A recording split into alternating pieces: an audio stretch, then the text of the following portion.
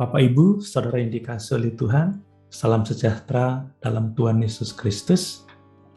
Kita telah belajar bersama bahwa kita oleh iman menjadi satu dengan kematian dan kebangkitan Kristus, dan bahwa persatuan kita dengan kematian dan kebangkitan Kristus dilambangkan oleh baptisan.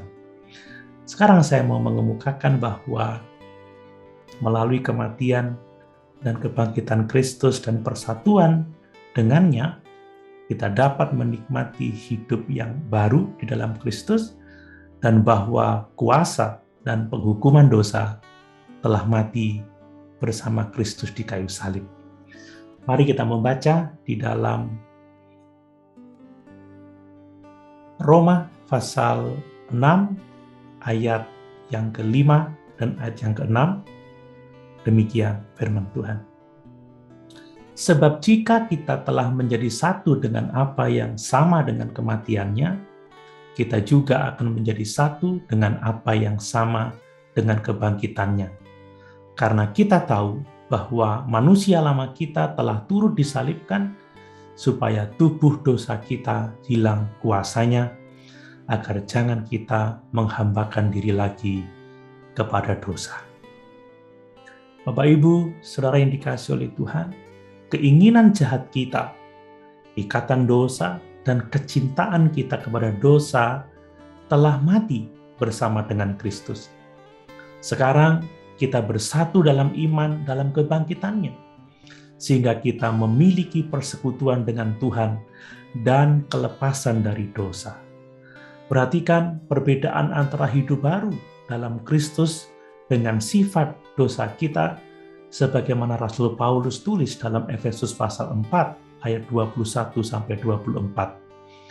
Karena kamu telah mendengar tentang Dia dan menerima pengajaran di dalam Dia menurut kebenaran yang nyata dalam Yesus, yaitu bahwa kamu berhubung dengan kehidupan kamu yang dahulu harus menanggalkan manusia lama yang menemui kebinasaannya oleh nafsunya yang menyesatkan, supaya kamu dibaharui di dalam roh dan pikiranmu, dan mengenakan manusia baru yang telah diciptakan menurut kehendak Allah di dalam kebenaran dan kekudusan yang sesungguhnya.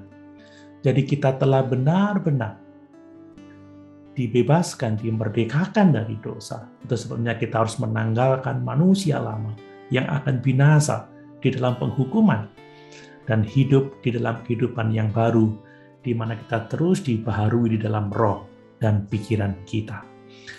Berikutnya di dalam Kolose pasal 3 ayat 3-15, Rasul Paulus menuliskan, sebab kamu telah mati dan hidupmu tersembunyi bersama dengan Kristus di dalam Allah. Apabila Kristus yang adalah hidup kita menyatakan diri kelak, kamu pun akan menyatakan diri bersama dengan Dia dalam kemuliaan. Karena itu, matikanlah dalam dirimu segala sesuatu yang duniawi, yaitu percabulan, kenajisan, hawa nafsu, nafsu jahat, dan juga keserakahan, yang sama dengan penyembahan berhala. Semuanya itu mendatangkan murka Allah atas orang-orang durhaka. Dahulu kamu juga melakukan hal-hal itu ketika kamu hidup di dalamnya. Tetapi sekarang, buanglah semuanya ini, yaitu marah, geram, kejahatan, fitnah, dan kata-kata kotor yang keluar dari mulutmu. Jangan lagi kamu saling mendustai, karena kamu telah menanggalkan manusia lama serta kelakuannya, dan telah mengenakan manusia baru yang terus-menerus diperbaharui untuk memperoleh pengetahuan yang benar menurut gambar halimnya. Dalam hal ini tiada lagi orang Yunani atau orang Yahudi, orang bersunat atau orang tak bersunat, orang barbar atau orang Skit, budak atau orang merdeka. Tetapi Kristus adalah semua dan di dalam segala sesuatu. Karena itu, sebagai orang-orang pilihan Allah yang dikuduskan dan dikasihinya, kenakanlah belas kasihan, kemurahan, kerendahan hati, kelemah lembutan, dan kesabaran. Sabarlah kamu seorang terhadap yang lain, dan ampunilah seorang akan yang lain, apabila yang seorang menaruh dendam terhadap yang lain. Sama seperti Tuhan telah mengampuni kamu, kamu perbuat jugalah demikian. Dan di atas semuanya itu, kenakanlah kasih sebagai pengikat yang mempersatukan dan menyempurnakan. Hendaklah damai sejahtera Kristus memerintah dalam hatimu, karena untuk itulah kamu telah dipanggil menjadi satu tubuh, dan bersyukurlah. Sungguh indah kehidupan baru di dalam Kristus.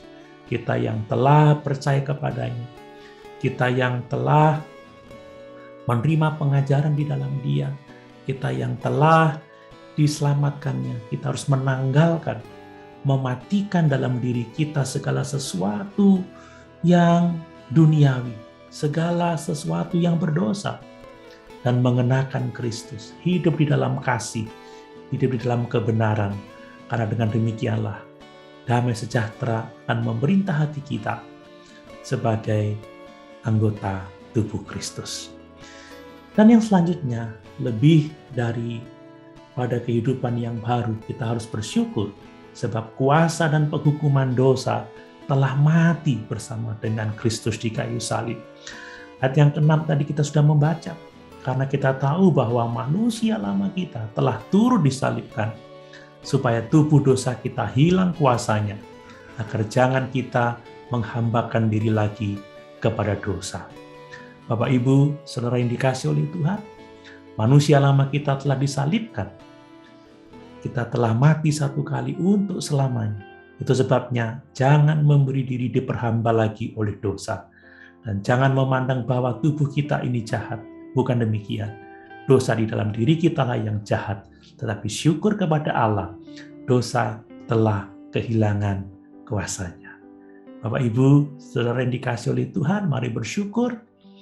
Sebab di dalam persatuan dengan kematian dan kebangkitannya, kita dapat menikmati hidup yang baru dalam Kristus. Dan kita bersyukur sebab kita tahu bahwa kuasa dosa, sifat berdosa dalam diri kita, penghukuman dosa telah mati bersama dengan Kristus di kayu salib. Haleluya.